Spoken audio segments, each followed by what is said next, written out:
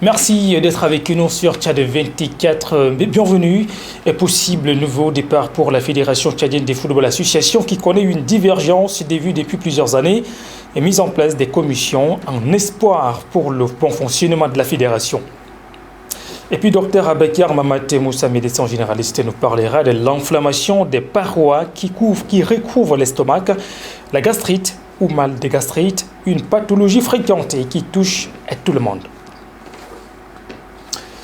L'association d'entraide des personnes handicapées à travers le projet Citoyenneté active et gouvernance ouverte au Tchad organisé à Bangor dans le Mayo-Kébi Est, en atelier de renforcement des capacités des journalistes sur leur rôle dans la gouvernance locale. Le compte rendu de nos correspondants Capile Blaise et Abakar Dumé. Le projet CAGOT a pour objectif de contribuer au renforcement des capacités des organisations de la société civile tout en consolidant la paix et la cohésion sociale. Le coordinateur de l'association d'entraide des personnes vivant avec handicap, Adoum Djanran, a rappelé les grandes missions du dit projet. Donc le projet CAGOT a pour objectif de contribuer au renforcement des capacités des organisations de la société civile locale, qu'elles soient crédibles et indépendantes, pour contribuer au développement durable et inclusif. Son domaine d'intervention, c'est promouvoir la consolidation de la paix et la cohésion sociale et la bonne gouvernance et citoyenneté active. Donc, l'activité qui nous réunit aujourd'hui, il concerne l'appui aux médias, dont sous le thème le rôle des médias dans la gouvernance locale. Le facilitateur formateur Bakary Jackson, coordinateur de la AMA dans la province du Mayo-Kébi Est et Tandjilé Est, lors de cette présentation, a mis l'accent sur le rôle du journaliste. L'implication du journaliste pour l'instauration d'une dynamique participative généralisée au quotidien, pilotée par la collectivité locale, plus qu'une offre de participation ponctuelle proposée par une institution autour d'une problématique précise. Le journaliste reste comme le mécanisme promoteur de la bonne gouvernance locale, la paix et la cohésion sociale.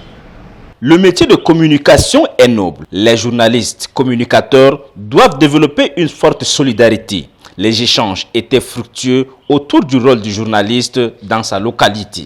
Au revoir 2024, c'est un projet d'une émission télé-réalité qui se tiendra le 30 décembre prochain dans la salle de l'Office national des médias audiovisuels au Naman.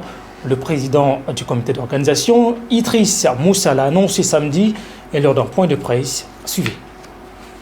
Le concept de Au revoir 2024 est un véritable carrefour culturel où se rencontrent des artistes, des promoteurs, des opérateurs culturels, des managers, des diffuseurs et des spectateurs, tous unis par la même volonté de partager des moments de qualité.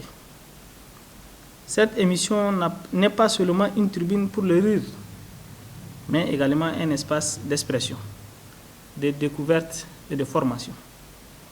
Chaque année,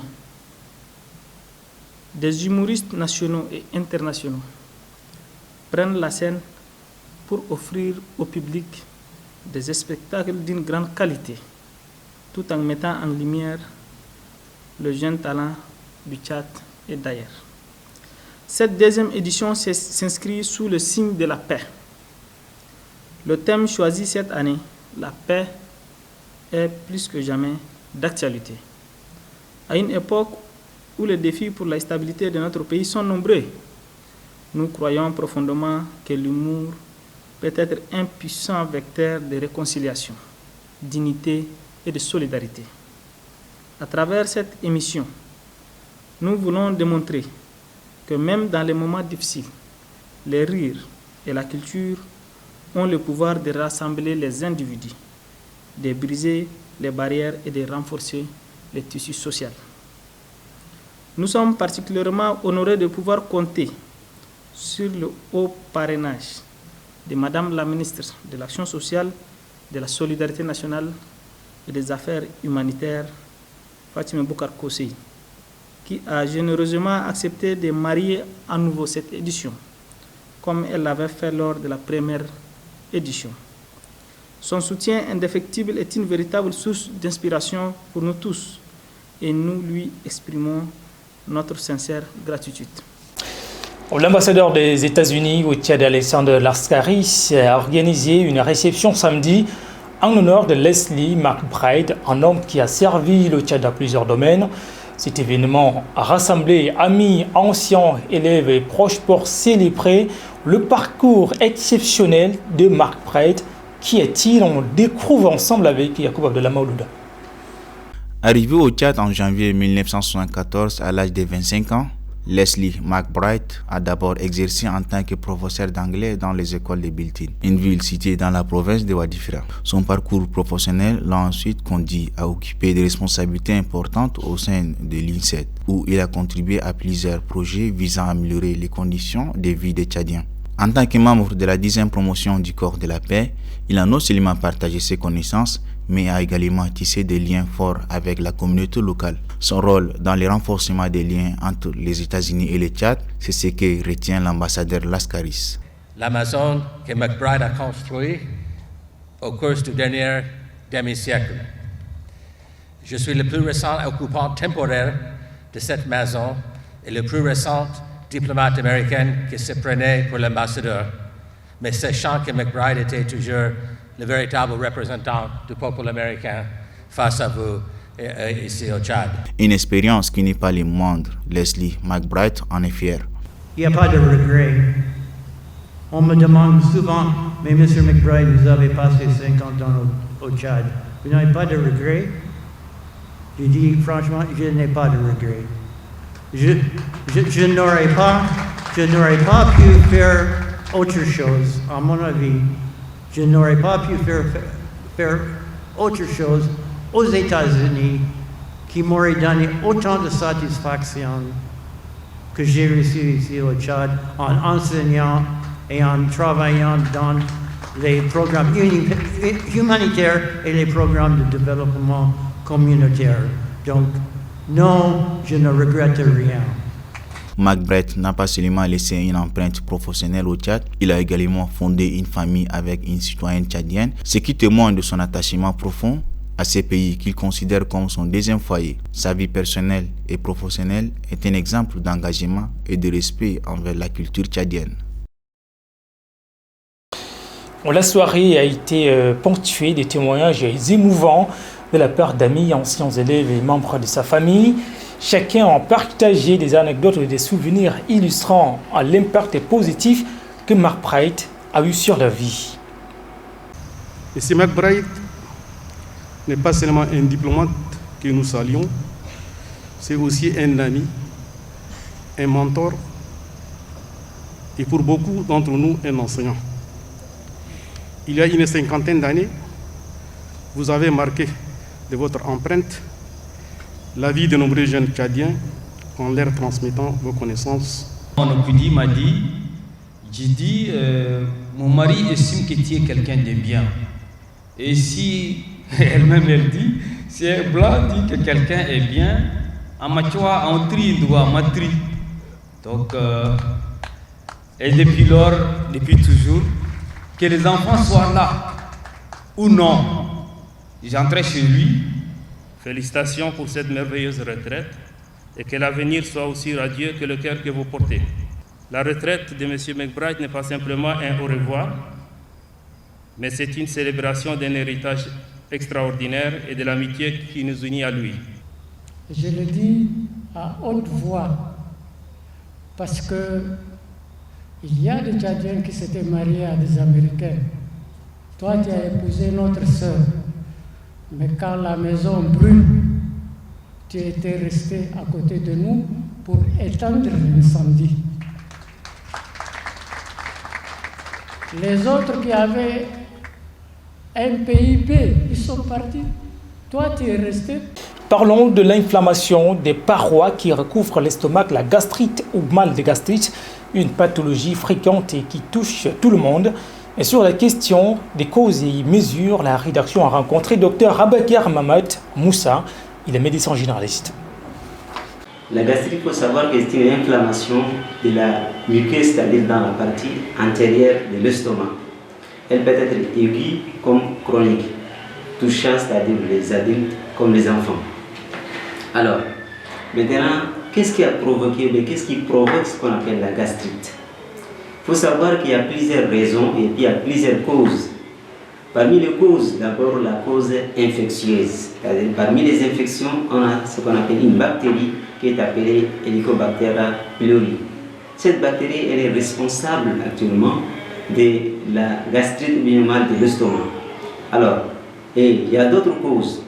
Les autres causes, ici on a les anti-inflammatoires non stéridiens, c'est-à-dire l'utilisation de certains médicaments tels qu'à savoir ce qu'on appelle ibuprofène, mais actuellement les enfants utilisent, les mamans donnent à leurs enfants ce qu'on appelle ibuprofène, diclofénac, et ça, ils ne savent pas que ça conduit vers une dégradation de leur estomac.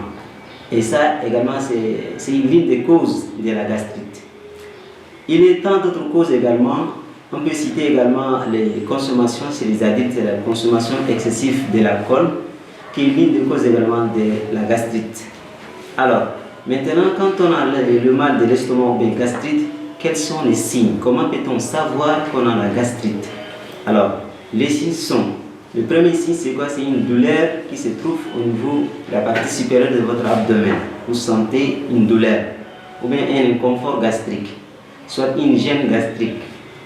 Alors, le deuxième signe c'est quoi? Des fois on sent également des nausées, des vomissements, et le ventre va se gonfler, qu'on appelle ça ballonnement abdominal. Ça, ce sont les signes de la gastrite ou du mal de l'estomac. Alors, maintenant, nous savons les signes de gastrite. Donc, qu'est-ce qu'il faut faire en cas où on a ressenti ces symptômes-là? Il faut aller voir le médecin, un médecin qui est généraliste, il permettra de savoir quel type de gastrite vous avez et quelle est la cause de cette maladie afin qu'il vous trouve le traitement. 71 lauréats de la 3e promotion du complexe de formation sanitaire La Merveille ont reçu leur parchemin ce dimanche. C'était à l'occasion d'une cérémonie organisée au Palais des Arts et de la Culture de N'Djamena, Barkemanga, disant du davantage. Des enseignants et des membres de la communauté de santé a marqué une étape importante dans le parcours académique des lauréats. La cérémonie a débuté par un discours d'ouverture du fondateur Al-Hajj Ibrahim, mettant en avant les réalisations des étudiants et l'importance de leur engagement durant leur formation. Comme pour toute belle histoire, il y a une fin. Heureusement, cette fin est synonyme d'un nouveau commencement, celui d'une carrière où vos compétences, vos valeurs et votre humanité feront une différence inestimable. Permettez-moi de saluer tout particulièrement nos héroïnes d'aujourd'hui. Vous, mes filles, jeunes femmes, vous qui représentez une majorité parmi nos récipiendaires, vous êtes la preuve vivante que l'éducation des filles est une clé essentielle pour bâtir un avenir meilleur. Le représentant du ministre de la Santé publique, Dr Mohamed Zen Youssouf, souligne l'importance de l'éducation dans le développement personnel et professionnel des jeunes. Vous avez inculqué à ces jeunes des connaissances techniques et des valeurs humaines indispensables pour exercer ce métier combien de fois noble et exigeant. Vous avez formé non seulement des professionnels, mais aussi des citoyens capables d'apporter un changement positif dans la vie de leur communauté. Ici, j'adresse mes félicitations et mes remerciements les plus sincères pour votre dévouement. Les étudiants, après des mois d'efforts et de dévouement, trouvent la porte de sortie et désormais prêts à contribuer positivement à la construction d'une communauté en santé. La cérémonie de remise de parchemin a été un moment de fierté et d'émotion. Une fierté aussi pour Kofosam qui œuvre pour l'excellence dans la formation des futurs professionnels de santé. Et puis possible nouveau départ pour la Fédération tchadienne de football association qui connaît une divergence des vues depuis plusieurs années. Samedi, à N'Djamena, une assemblée générale extraordinaire a eu lieu pour la gestion des activités de la Fédération sur les Richard Lotta. Cette réunion extraordinaire intervient dans un contexte marqué par des divergences de vues sur la gestion de la fédération qui ont conduit à une situation de blocage, paralysant ainsi le développement du football tchadien. Il s'agit là de mettre en place des commissions chargées des élections, d'éthique et discipline, ainsi que la commission de recours, dont les membres auront la mission de gérer les activités et œuvrer pour la bonne marche de la Fédération tchadienne de football association. Le ministre de la Jeunesse et du Sport, Abakar Derma Omi, s'adressant aux délégués de sport, parle des décisions appropriées qui promeuvent l'évolution du football tchadien. Mettons l'intérêt des footballeurs au devant de tout ce que nous faisons. C'est le message que je voudrais passer, je vous le supplie. Durant tous les travaux, d'aujourd'hui jusqu'à ce que nous avançons, s'il vous plaît, regardons la souffrance de ces jeunes qui vont à l'entraînement, qui ont envie de devenir des grands footballeurs, qui ont envie de réussir dans le football. Il y a ceux qui souhaitent même faire carrière dans le football.